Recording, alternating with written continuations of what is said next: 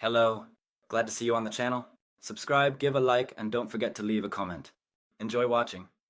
"You've been coasting," Reed Halpern said, not even looking up from his laptop as he dropped the line like it was just another item on his Friday checklist.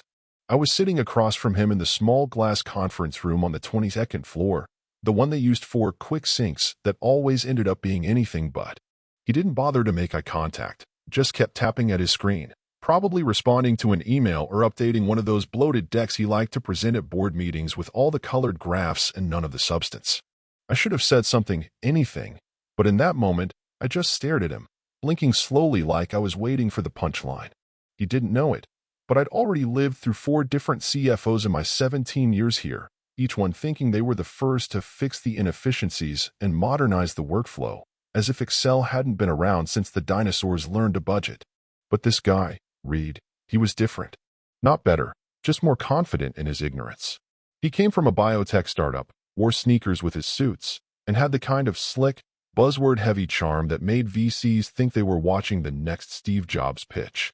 What he didn't have, and I mean this sincerely, was a single goddamn clue how our systems worked. He never once showed up to a department review, never asked how month-end close actually got done, never stayed late to see how close we came, every quarter, to falling apart under the weight of our own red tape and poorly integrated platforms. And now, here he was, accusing me, the guy who built half those processes from scratch, of coasting. I didn't speak. I didn't defend myself. That part came later, not in words, but in numbers, in reports they wouldn't be able to run, in calls they wouldn't be able to answer, in problems no one left in the building even knew how to define. I stood up slowly, calmly, the same way I had stood in boardrooms full of panicking execs during merger season or late-night reconciliations when an investor was breathing down our necks. I slid my badge across the table and said, "You're right, Reed. Maybe it's time." Then I smiled, a tight, tired smile, and walked out of that room like a man stepping off a sinking ship after making sure the only lifeboat was tied to a rock. That smile wasn't fake.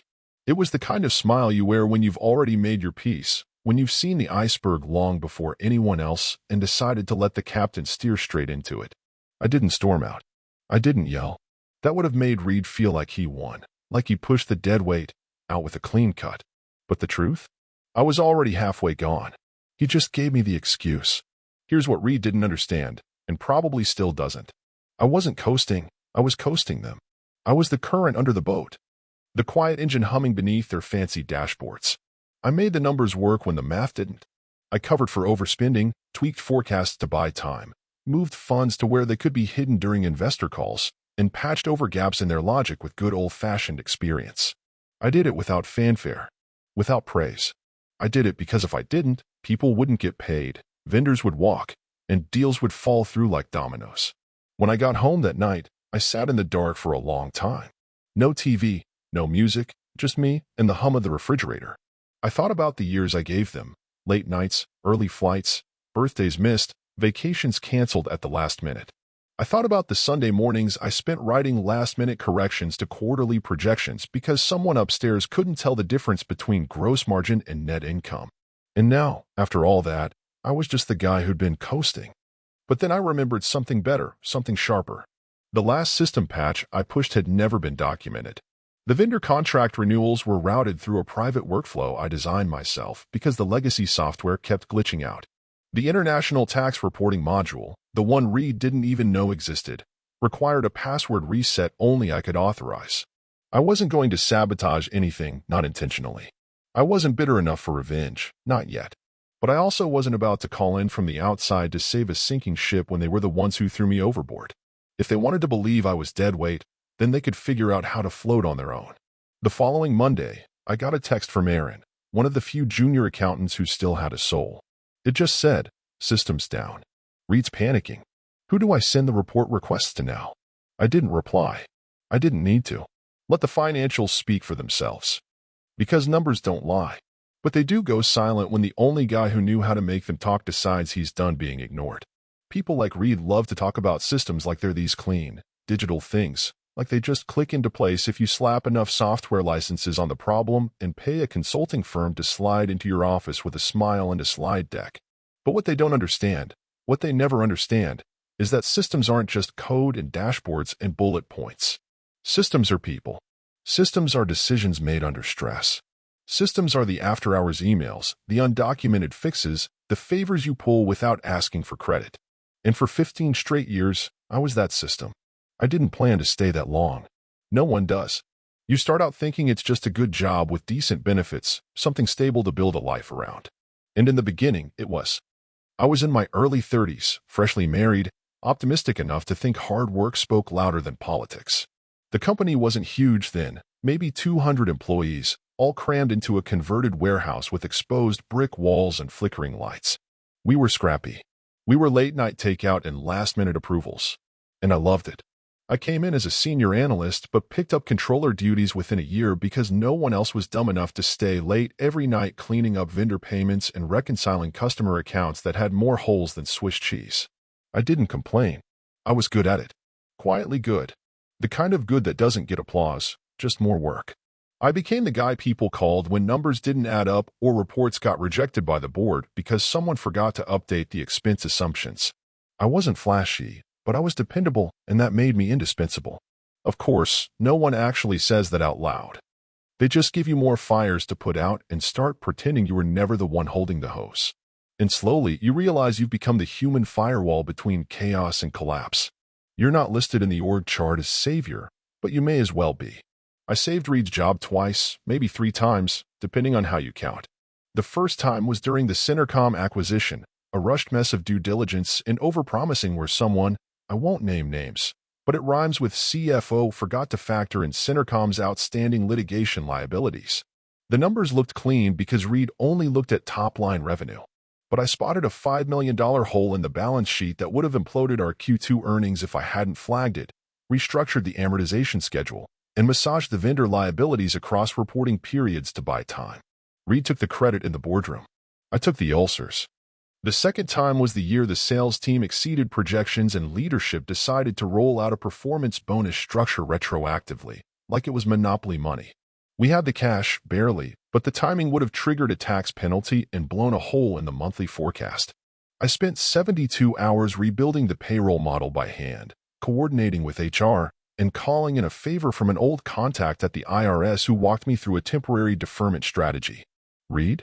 He sent out an all-staff email about our flexible and responsive finance team, and then flew to Aspen for a strategic offsite. That was the moment I should have known. But I didn't stop. I kept showing up. I kept solving things. I kept choosing work over weekends, silence over credit, loyalty over ego. My wife used to joke that the company got more of me than she ever did. And then one day, she stopped joking. The divorce came quietly, like most slow deaths. Not because of some dramatic betrayal or blowout fight. It was death by 1,000 deferrals. Missed anniversaries. Dinners where I was physically there but mentally buried in budget forecasts. Birthday parties cut short because someone emailed me about a forecasting discrepancy. It all adds up. It always does. I thought I was building something. That if I just stayed the course, the reward would be something bigger, not just money, but respect, purpose, legacy. But the thing is, they don't give gold watches anymore. They give canned phrases like coasting and organizational evolution and alignment with future strategy. What they really mean is, you got older, and we think we can replace you with someone younger who doesn't ask hard questions and doesn't cost as much. That kind of betrayal doesn't come all at once. It sneaks in. It drips down the walls like water through a cracked ceiling, and by the time you notice it, the floorboards are already rotten. The worst part?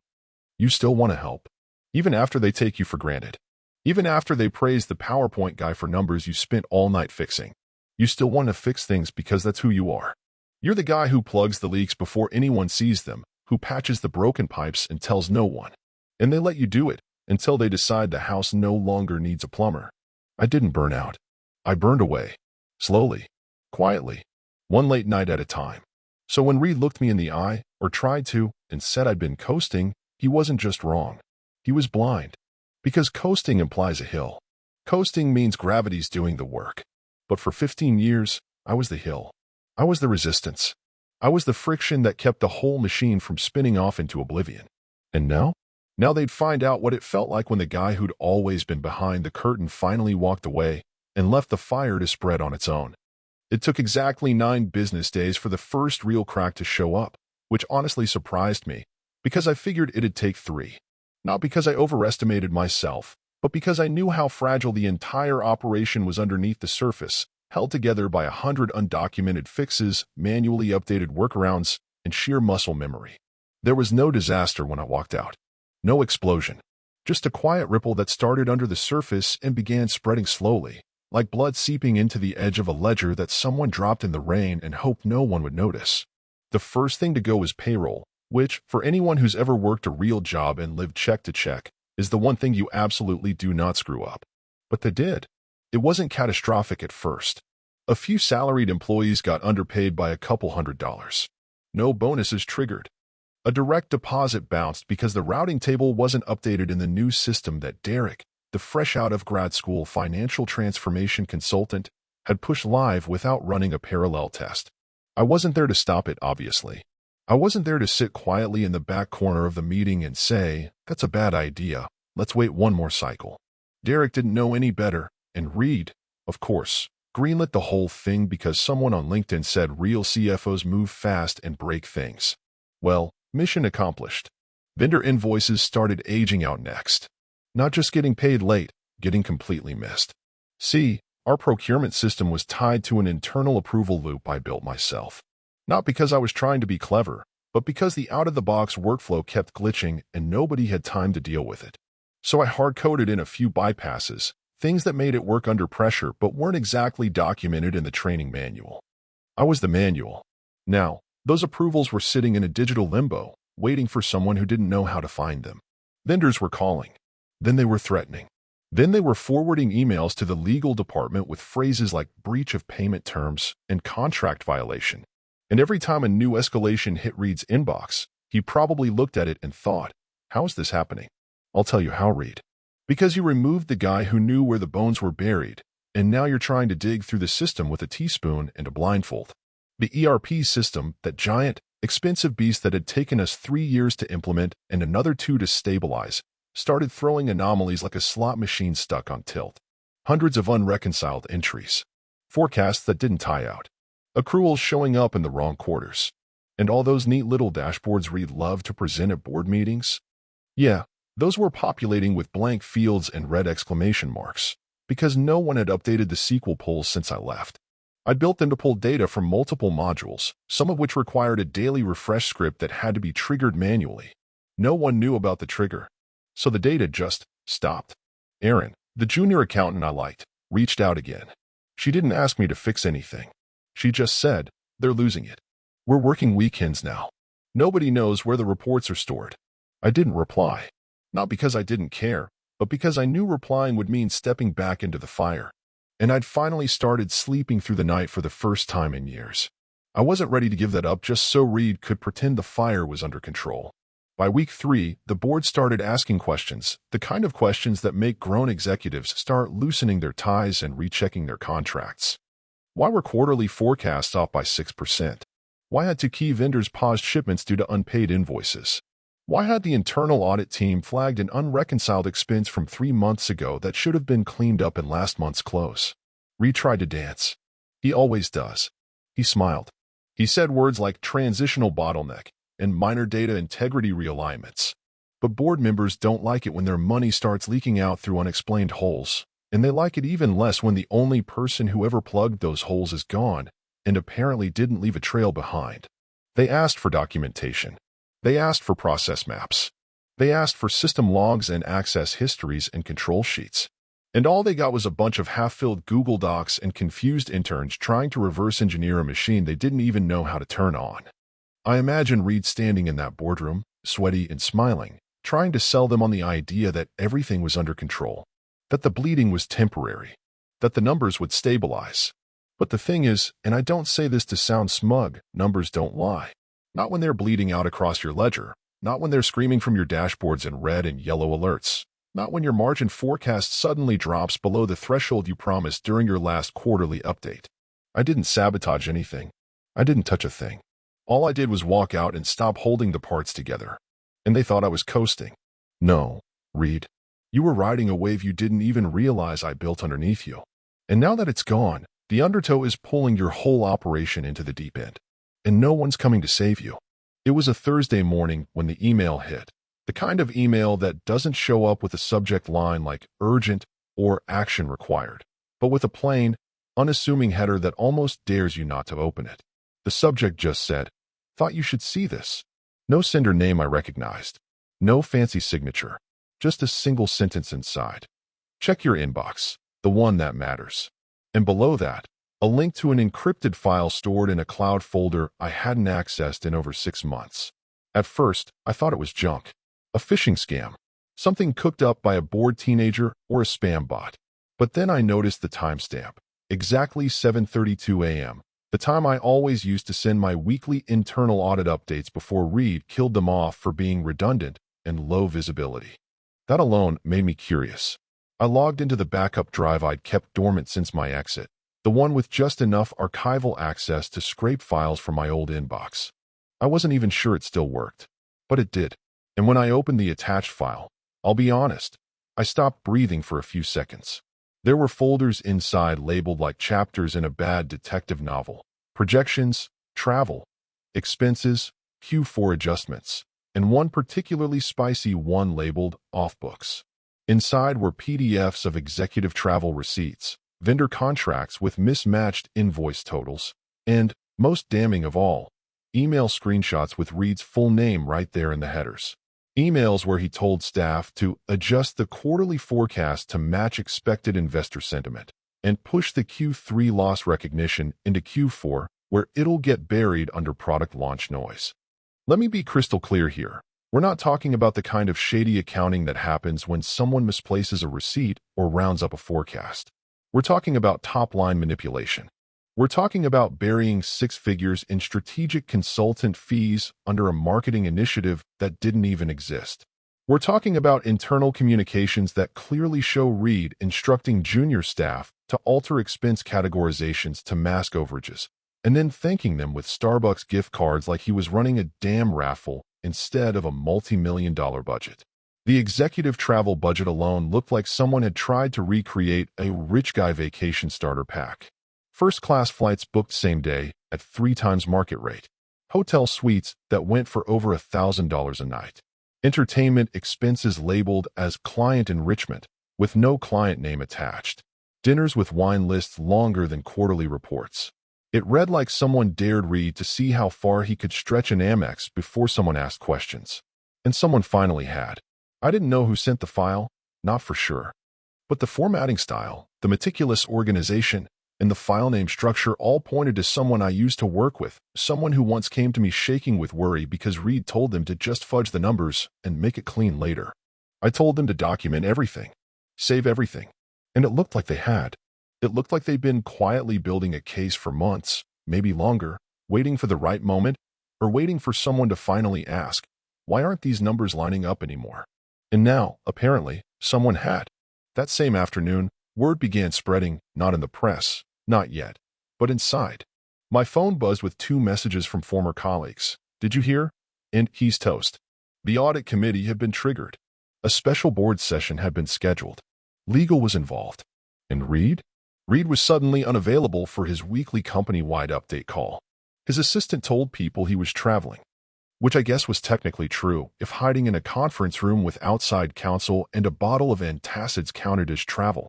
What made this beautiful wasn't revenge, it was justice.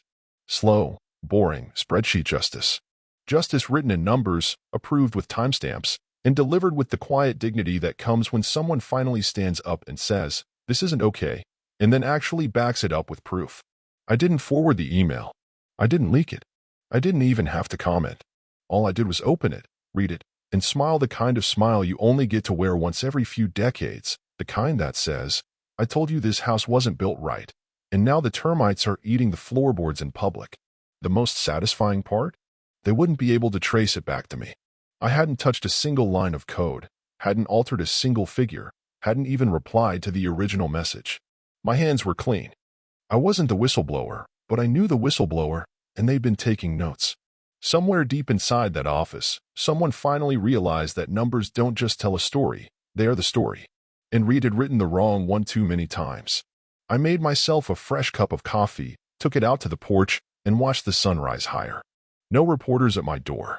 No dramatic music. Just the sound of a career imploding under the weight of its own arrogance, and a ledger that finally started to balance. And I didn't have to lift a damn finger.